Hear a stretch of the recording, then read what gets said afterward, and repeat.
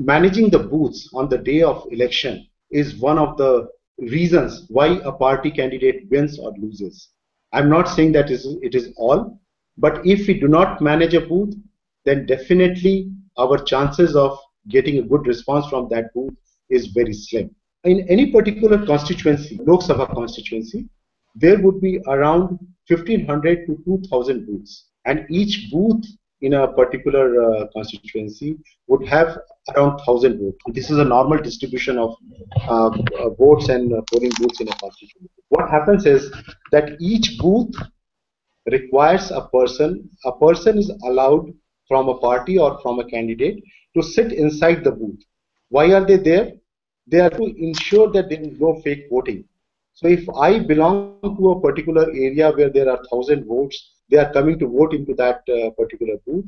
I, as a resident of that area, would know whether Pran stays here or not, whether Bhakti stays here or not, whether Suresh stays here or not, whether this uncle, this aged person who is coming actually belongs to this booth or to some other booth. Because one of the biggest reasons of malpractices in election is fake voting, where people get multiple votes made, or they actually go and vote by impersonating some other voters. So if you are there, then the officer announces, now Pankaj has come to vote. So every person who is sitting there representing a candidate can see and say that he is not Pankaj if he is actually not Pankaj. And at that point, presiding officer will have the right to verify before the vote is casted that whether he should be voting or not. So that is one of the reasons for why do we have polling booth agents. Second reason is that in India, even now, there is a huge percentage of floating votes. And believe me, even in my days, even when I used to vote before Aam Aadmi Party, at times I was not clear till I reached to the inside the polling booth that whom should I be voting for. And this is true for large section of voters even today. So to say that, what is a polling center? Polling centre ऐसी एक चीज होती है जिसमें जो एक school हो सकता है, कोई क्लब हो सकता है, कोई कम्युनिटी सेंटर हो सकता है, जहां पे एक से ज्यादा पोलिंग बूथ के लोग वोट करने आते हैं.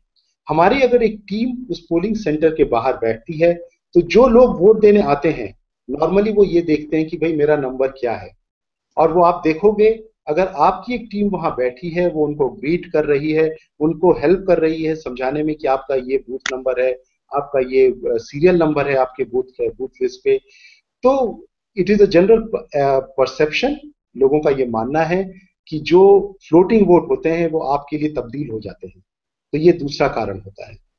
तीसरा कारण ये भी होता है कि हम कन्वेंसिंग नहीं कर सकते वोटिंग के दिन पे, लेकिन अगर हम जानते हैं कुछ लोगों को तो हम कह सकते हैं भाई आप लोगों ने अभी तक वोट नहीं डाला है, कम से कम आइए और आके वोट तो करिए, चाहे किसी के लिए भी करिए. तो ये तीन चीजें होती हैं जो पोलिंग डे के लिए बहुत इंपॉर्टेंट होती है. अब मैं चाहता हूं कि हमें करना क्या पड़ेगा. आप में से कई लोगों ने कहा कि आपके पास कोई भी काम नहीं है, आप लोग कुछ काम नहीं कर पा रहे हैं, आप लोग काम करना चाहते हैं. तो मैं आज फिर कहता हूं कि अगर आप लोगों के पास समय है, आप लोग काम नहीं कर पा रहे हैं, आप लोगों को काम नहीं मिल रहा है, तो take ownership of the booth in which you stay. आप अपने बूथ की जिम्मेदारी लें. ये जिम्मेदारी लें कि जाके हर एक व्यक्ति से मिलें और उसको बताएं कि आपके वोटिंग लिस्ट पे ये नंबर है, ये नाम है. और पोलिंग बूथ एजेंट बनने के लिए एक फॉर्म भरना पड़ता है. मैं वो फॉर्म आपको दिखा रहा हूं. ओके, सो ये एक फॉर्म है जिसको फॉर्म 10 बोलते हैं. ये अपॉइंटमेंट ऑफ पोलिंग एजेंट, यानी पोलिंग एजेंट के अपॉइंटमेंट के लिए ये फॉर्म को भरा जाना होता है. इस फॉर्म में कैंडिडेट के सिग्नेचर होते हैं, मेरा कर्सर जहां पे है, और या इलेक्शन एजेंट के सिग्नेचर होते हैं. और यहाँ पे जहां पे सिग्नेचर ऑफ पोलिंग एजेंट लिखा हुआ है, यहाँ पे जो व्यक्ति पोलिंग एजेंट बन रहा है उसके सिग्नेचर होते हैं. कि एक बूथ पर एक से ज्यादा पोलिंग एजेंट, यानी कि 2 पोलिंग एजेंट हम बना सकते हैं. तो एंड जो दूसरा पोलिंग एजेंट है वो पहले का रिलीवर बन सकता है. तो उन दोनों के पास ये वाला फॉर्म होना जरूरी है. और अंदर जाके प्रिसाइडिंग ऑफिसर के पास इलेक्शन डे पे उसे फिर से वहां पे एक बार ये सिग्नेचर दोबारा करने पड़ते हैं. जैसे ये सिग्नेचर किया हुआ है, प्रिसाइडिंग ऑफिसर के पास भी जाकर एक बार और सिग्नेचर करना पड़ता है.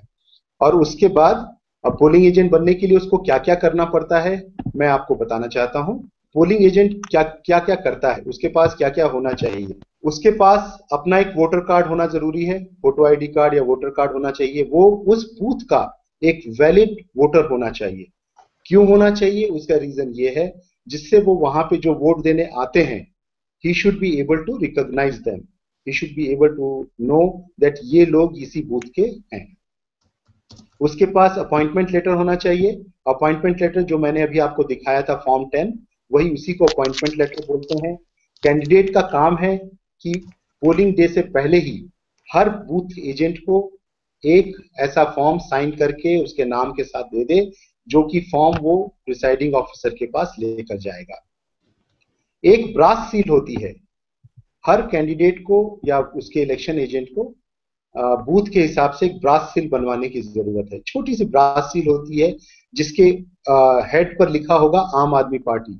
ये ब्रास सील का काम ये है कि जब आपकी वोटिंग पूरी हो जाए तो ब्रास सील से उस डब्बे को, उस मशीन को सील किया जाता है। तो हर पार्टी के व्यक्ति अपना अपना सील यूज करके उस पर सील कर देता है, जिससे काउंटिंग के दिन आप ये इंश्योर कर सकते हैं कि ये इस बॉक्स के साथ टैंपरिंग तो नहीं हुई है। उसके पास पोलिंग एजेंट के पास पेन और पेंसिल होना चाहिए। छोटे छोटे पेपर स्लिप्स होने चाहिए। पेपर स्लिप्स इसलिए होने चाहिए क्योंकि अगर कोई आपके पास आता है कि मेरा नंबर क्या है बूथ पे, वोटिंग नंबर, तो आप उसको लिखकर, देखकर, ढूंढकर और लिखकर उसको दे सको। तीसरा, आपके पास उस बूथ के इलेक्टोरल रोल की फोटोकॉपी होनी चाहिए जिसमें फोटो लगे हों, जिससे आप उस व्यक्ति को देखकर फटाफट आइडेंटिफाई कर सको कि उसका कौन सा बूथ है। साथ ही में जो व्यक्ति अंदर बैठता है वो टिक मार्क करता रहता है कि कौन कौन व्यक्ति आकर अपना वोट डाल के जा चुका है। इससे हमें यह भी पता रहता है कि कौन अभी तक वोट डालने नहीं आए हैं। और ये अनेक्शर 1 है, थोड़ा टेक्निकल है, मैं इसको छोड़ देता हूं। ये इलेक्शन कमीशन का काम है, आपको इसके बारे में सोचने की जरूरत नहीं। Now I move to my second and the last slide. Polling शुरू होने से पहले आप वहां पहुंचकर इंश्योर कर लें कि मशीन ठीक है, मशीन पे काउंटिंग ठीक हो रही है, जो बटन दब रहा है उसके हिसाब से ही काउंटिंग हो रही है, या आपको वहां पे इंश्योर करना है। और जब पोलिंग हो जाए तो आपको ये मालूम होना चाहिए कि आपके बूथ में कुल कितने वोट पड़े। सो एट द क्लोज ऑफ पोल आपको ये मालूम होना चाहिए कि कितने वोट पड़े और आपने वो मशीन सील कर दी है अपने ब्रास सील के साथ। इतना ही काम होता है। लेकिन प्लीज अंडरस्टैंड, आप सबको ये समझना होगा, ये जानना होगा कि ये पोलिंग का एक बहुत ही महत्वपूर्ण मुद्दा है, बहुत ही जरूरी मुद्दा है।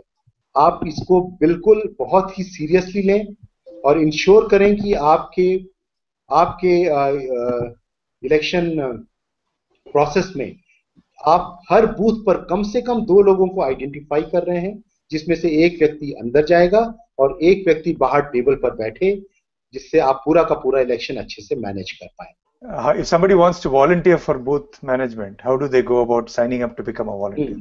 तो अगर आप बूथ मैनेजमेंट करना चाहते हैं तो बेस्ट है कि आप इलेक्शन में जो कैंपेन मैनेजर है या इलेक्शन एजेंट है कैंडिडेट का, आप उससे संपर्क करें। बिकॉज ये वाला काम वैसा काम है जिसमें जब तक आपके पास वो पेपर नहीं होगा, फॉर्म 10 जो मैंने आपको दिखाया था, आप बूथ मैनेजमेंट नहीं कर सकते। आप फिर भी बाहर जाके बैठ सकते हैं। जो बाहर टेबल लगी होती है बूथ के बाहर, आउटसाइड 100 मीटर्स के अंदर कोई भी नहीं बैठ सकता। Beyond 100 metres there is a space where all parties put their table along with a banner. So हर टेबल के ऊपर एक बैनर लगा हो सकता है ऑफ द साइज 4x3। उस साइज का हम एक बैनर लगा सकते हैं जिसमें आम आदमी पार्टी कैंडिडेट का नाम और झाड़ू बना हो सकता है। एंड देन आप वहां बैठ सकते हैं, जो भी लोग आए आप उन्हें हेल्प करें। That is in itself a huge task. अगर आपने उस दिन 50-100 वोटर को कन्वर्ट कर दिया by your good manners, by your pleasing smile, then understand that you have done your job. Here's a good question. Can the AAP cap be worn in the polling booth? As per Election Commission's guidelines, we can wear the cap beyond 100 meters. We cannot wear that cap with Aam Aadmi Party written on it or Jhadu on it within 100 meters of the polling booth. This is as per the guidelines of Election Commission. However, I can tell you that if you wear that, you are bound to have lot of resistance from other parties.